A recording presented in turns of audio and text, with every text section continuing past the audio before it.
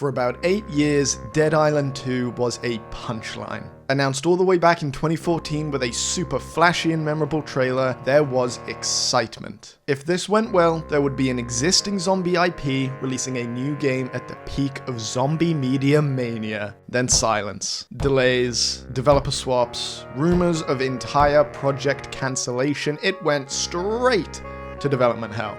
Over nearly a decade, Dead Island 2 changed hands 4 times, from Techland to Jaeger Development to Sumo Digital, and finally landing with Dambuster Studios at Deep Silver. It almost seemed doomed to never release, as each swap brought new ideas and thoughts to an already existing project, and yet somehow, against all odds, Dead Island 2 actually released. Not only that, it's good.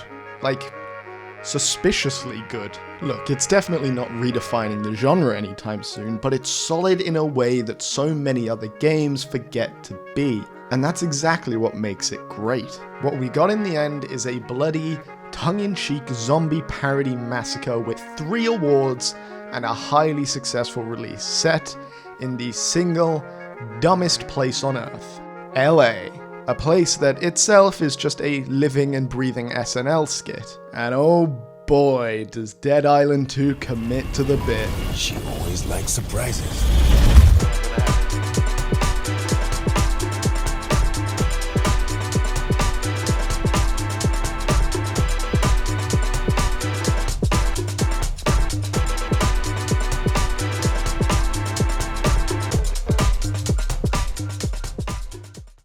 LA as a real place is already pretty fucking insane.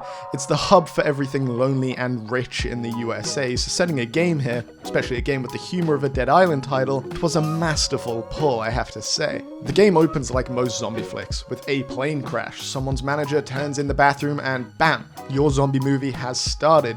As the plane is going down, you get to pick your character from quite a large range of people. Me personally, I went for Lil Pump, as my alien was not available and it seemed the most fitting character out of the bunch. After you crash, you trip and fall through the wreckage, where you will no doubt, like I did, realize just how pretty this game is. Holy shit, this game looks fucking fantastic. After getting just flexed on by the lighting team at Dambuster, you run into another group of survivors.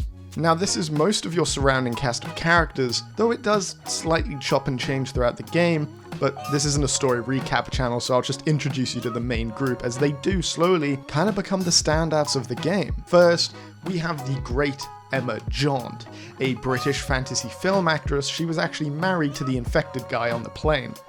Rough start, but, well, she doesn't seem too tore up about it. Emma, darling, I'm so sorry about Robert. Why? I mean, this is all his fault, the selfish wanker! She becomes pretty much your secondary plot thread, with her assistant Michael doing his absolute best to get her out of LA alive. People, this is Emma Jaunt. Sure is. Of course, you know what a huge star she is, Romero winner no less. We need to get her home to safety. Now, Michael is a character you should absolutely know about, because he's just fantastic in this whole game. A little bothersome at times, but great nonetheless. His voice actor, Joseph May, absolutely nails his lines. And if you don't know who Joseph May is, well, I think you're just lying to me, to be honest. He's the voice of everyone. I'm talking the Shield in Payday 3, Manny Ortega in The Division 2, I mean Thomas the fucking Tank Engine. And to top it all off, it's Jefferson Peralez in Cyberpunk 2077. I'm just scratching the surface here, to be honest. I'll leave his IMDb in the description, because chances are your ears have been blessed by his work without you even realizing it. The last character I'll introduce for now, even though you don't meet him at the plane crash, is Sam B. Yes, Sam B from the original Dead Island. Oh, hello. You got no shot on this 8-ball. Who's the cue? With pleasure. He's tossed back into this game as Emma Jaunt's ex-lover, but really he's here to tag along on missions, crack jokes, and help the devs explain away the infection, since both Sam and your player character are infected. A point I am now just realizing I forgot to mention earlier. Can you hear me? I got some water. You need to stay hydrated. Anyway, for now, those are the only characters you really need to know about. So let's get back to the actual reasoning for this chapter. Throughout the opening section, you get your first real taste of LA. It's a beautiful, open landscape. But one thing you'll notice very quickly is the way the game lays out its maps. They're a lot smaller. It's a technique that's very cool and something we definitely don't see too often. Looking at each map, as I said, they're not massively expansive. In fact, I'd go as far as saying they're really quite small. But what makes it work is how these spaces are used. This isn't some huge open world. Instead, the game's maps are already carved up into little built mansions and tight alleyways. Because if you look at Bel Air, let's say, on Google Earth, it's quite easy to get around. It's got tons of straight roads and you can't put those in a video game. So instead they force you to divert, sending you through people's gardens, jumping through skylights, gently forcing you to see the amazing world they've created. It's really great, and because of this design philosophy, Dambuster Studios were able to take a game that has 7, maybe 8 small maps and make them feel really truly expansive. Metro Exodus actually attempted a very similar technique and it worked perfectly. Though comparing the two, and I can't believe I'm about to say this, I think Dead Island does it better, for one reason and one reason only: the movement. This was a real problem for Metro Exodus, as you're trudging through the same marsh you were 40 minutes ago. It tends to just get a bit frustrating and, well, boring. Dead Island, on the other hand, fills these small areas that it's forcing you to go through with twists and turns. You're not just getting bored out of your bloody mind jumping through the same window for the 50th time, because there's actually something to see. A story that isn't at all part of yours, meaning in some of the maybe more boring areas to traverse around, you have something to be looking at, something to be doing. The way the maps are designed in both Dead Island 2 and Metro Exodus softly forces you to see the world. You don't just fast walk past these locations as you rush to your next objective, you have to crawl through them. It sells its world really easily without having to jingle its keys in front of you with collectibles to get you to witness certain areas. Going back to just Dead Island here, the story, while being quite simple in the larger scale of things, you know, it's the ye old, you're infected but immune, so you gotta test your blood to help humanity, but the military aren't actually super nice and they're just gonna kill you type shit. Does do a fantastic job of moving you around LA. Take the first map switch, for example, going from Bel Air to the Halpin Hotel. The story tells you that to call in the authorities, you have to get to the aid center at the hotel. Where is the nearest evacuation center? We were supposed to report to the Halpin Hotel, if Robert hadn't made other arrangements. But when you finally get there, obviously, shock horror, there is no aid center. But with what you learn at the hotel, now taking you to a new area. Look, I know this is not some revolutionary storytelling, so I'm not going to fall over myself to get you to understand how cool it is. But for what Dead Island 2 needed story-wise, this simplicity is perfectly suitable. And because of this slower, not as amazing storytelling, it probably allowed Dambuster Studios to focus more on other systems that we'll talk about later. Another point that I touched on earlier, but want to talk about a tad bit more, is just how the game looks. I mean, it's beautiful, but with its beauty, the atmosphere is one thing I feel gets overlooked a little bit, as Dead Island has always been a kind of jokey, light-hearted apocalypse.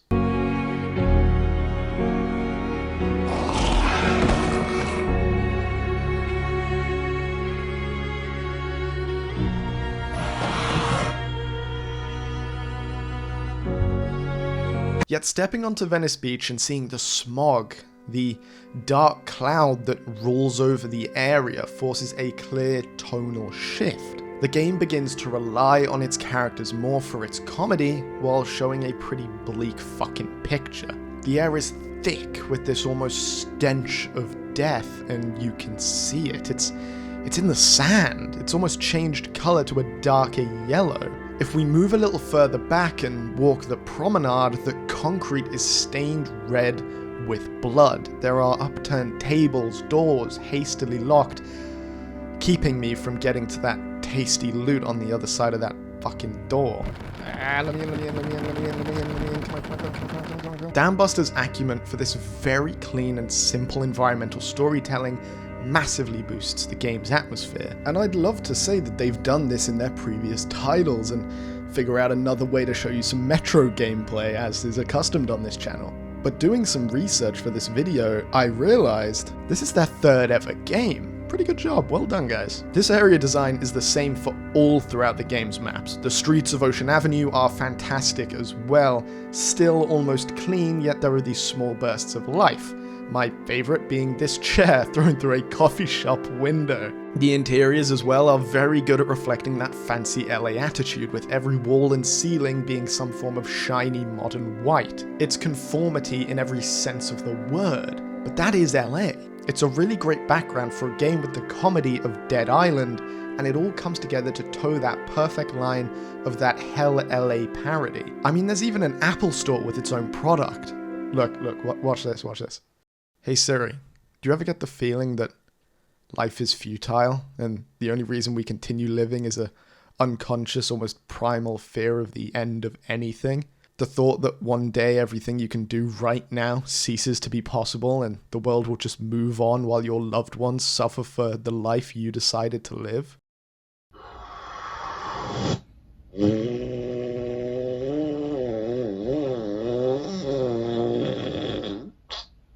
Would you like me to play another fart sound? Yeah. Time for I you mean, to no. fart 17 times. Okay, so now that we've talked about the setting and whatever that was, let's get into the real meat and bones of this game, the gameplay. And this might sound weird, but let me just finish what I'm about to say. Dead Island 2 is both incredibly fun and horrifically boring at the same time. The combat, at least at the start, is gross, crunchy, over the top. I generally don't think I've played another game with combat like this. You can cave in their faces, snap bones, watch limbs separate as they float through the air. It's gory and weirdly satisfying. Does that make me weird? The flesh system, as Dambuster calls it, is honestly what kept me going through the back half of the game. Fun fact, flesh is actually an acronym. I didn't just make it up. It's Fully Locational Evisceration System for Humanoids. Like, what?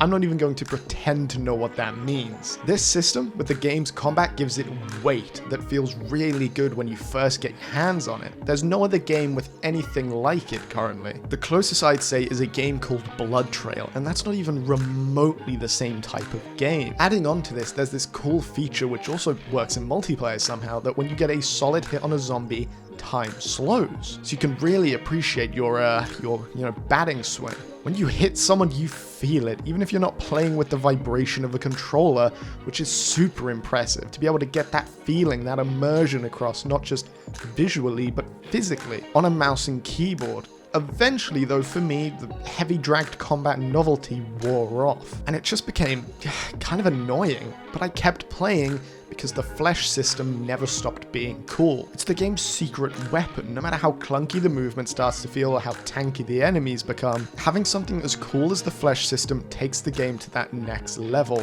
away from just calling it another zombie game. Now, the next thing up is the card system for perks, and maybe I was a bit too excited. It's fine. It's a fun idea, but the cards themselves are pretty simple. It's just a skill tree really, but the tree has been processed into paper. That being said though, it's not all doom and gloom. The art on the cards is gorgeous. It feels like every single one of them belongs in some comic book. The art style is really pretty, especially the colors that they use to dictate the different perks. They look really good. This is a really short stop as I don't have much to say about them. They took up very little of my time and I found that it didn't really matter which cards you had. You were still absolutely competent in the combat, which now I say that I suppose is very cool, knowing that if you're just not into the system like me, the whole game isn't hanging in the balance. Where the game does shine again is in its weapons. It kind of reminds me of Dying Light 1 and how it lets you go crazy with whatever you want to use. But sadly, unlike in Dying Light 1 where the weapons and their progression are used as a vessel for storytelling, Dead Island doesn't follow. You can still mod, customize, electrify, spike anything you can get your hands on, which is certainly good, but well, you know me, I'm a bit of a sucker for good storytelling told in new and different ways, so thankfully though, it feels like guns are kind of bad. Which, believe me, is a good thing. This isn't a shooter, it's supposed to be a close quarters, face-breaking zombie playground, and the game is smart enough to keep it that way. Guns, let's be honest, are loud. extremely common in zombie media, which leaves Melee the star of the show. Because who doesn't think grabbing any old baseball bat and going to town on a zombie isn't awesome? Get him up, let him get up, let him get up, let him get up.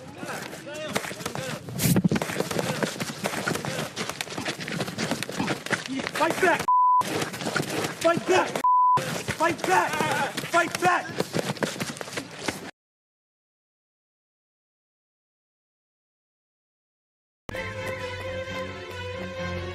Not only that, with Melee, as I said a minute ago, you can really push the flesh system to its highest level, so making it so guns have to be highly upgraded to be powerful actually goes to Dead Island 2's benefit in the long run. Also, I know some people don't like the fact that your weapons break so fast, but I'm kind of into it. It forces you to rotate what you're using instead of finding one busted axe and swinging it for the next 10 to 20 hours. It encourages you, the player, to experiment, swap things out, and dive into the loot pool. They do break insanely fast though, but hey, just because it isn't perfect doesn't mean it doesn't still work as intended. The enemy variety is surprisingly solid as well. There are a bunch of them, and depending on where you are in LA, the infected do look different. You got some beach bums, some party girls, construction workers, and of course gym bros. They all have that LA flair. And then there are the special infected, like the electrified zombie or the massive crusher that looks like a rejected NFL lineman. It's really good stuff. But the one thing that really got on my nerves, the constant respawning. They never stop. You can clear an area, walk 5 feet away, and when you turn around, boom, party's back on. It makes exploring at your own pace kind of annoying. Like, sometimes I just want to loot a yoga studio in peace, but instead I'm in the middle of a WWE cage match with 6 zombies.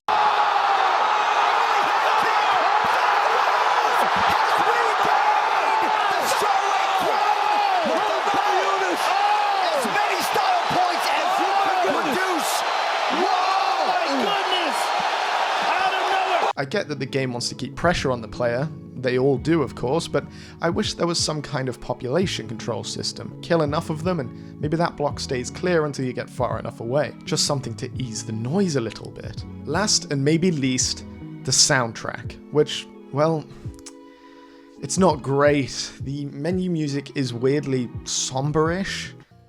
Let the darkness fade away.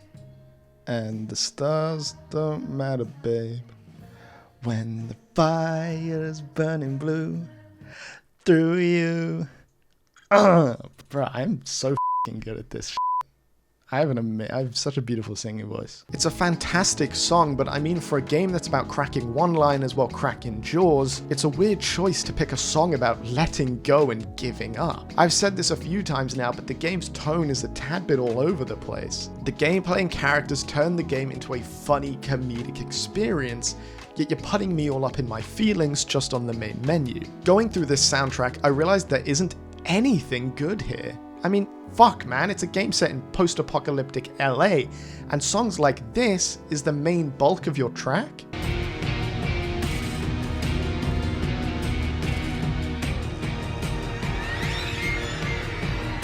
I mean, like, listen to this, what is this?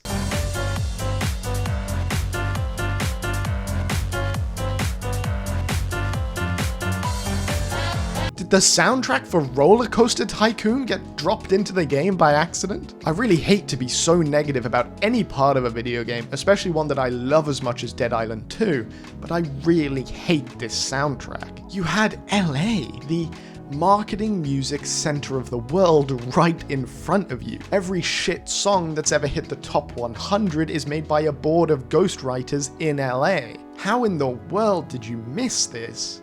Look, it's easy for me to say this from my point of view, I get that, but we must remember the troubled development cycle of this game and the no doubt rush job the publisher put on the development studio. But still, it's like LA, man. There's so much music here that would mesh better. This soundtrack was made by Ryan Leo Williams. He works directly for Dambusters, so I don't think this is fully on him. As I just said, maybe there was quite a bit of pressure on him to get this soundtrack out even before certain aspects of the game were finalized. But look, if you did enjoy this soundtrack, I'm happy for you, really.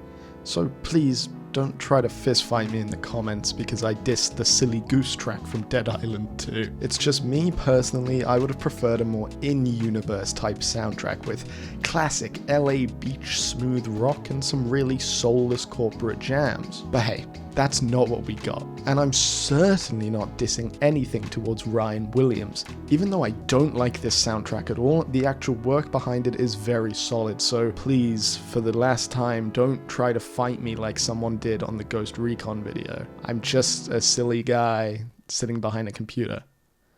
And, well, I suppose so are you if you're trying to fight me on this. All in all, Dead Island 2 gameplay is fantastic, and will probably be the reason you keep playing after you've finished all there's to be done. That is, if you can survive the constant spawning of zombies and the weird tone. After all I've said, all the times I've showed you why this game is awesome, I fully see that it does miss on what I believe to be some very easy wins. Though with 3 awards under its belt, the game did justice to whatever it could. At the end of the day, Dead Island 2 as a game knows exactly what it wants to be. Messy, loud, a tad bit ridiculous. It's not trying to blow your mind, it just wants you to grab a bat and have some fun. And honestly, I think that's more than enough for a game that spent nearly a decade in limbo. I was 9 years old when this game was announced in 2014. Now, here I am talking about its release, about to die of old age.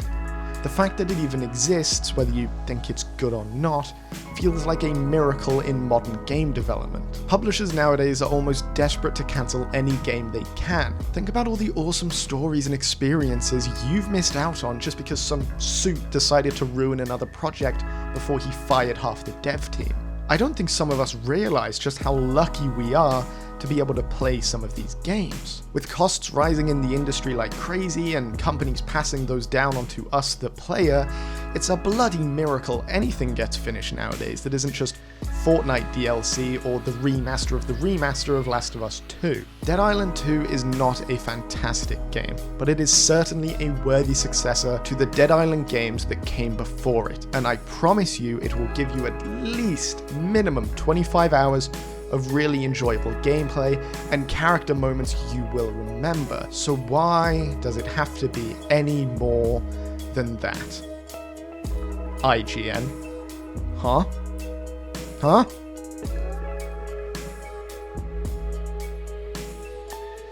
Thank you so much for watching, as always. I massively appreciate all of you, probably more than you think. Also, welcome to all 686 of you that decided to sub.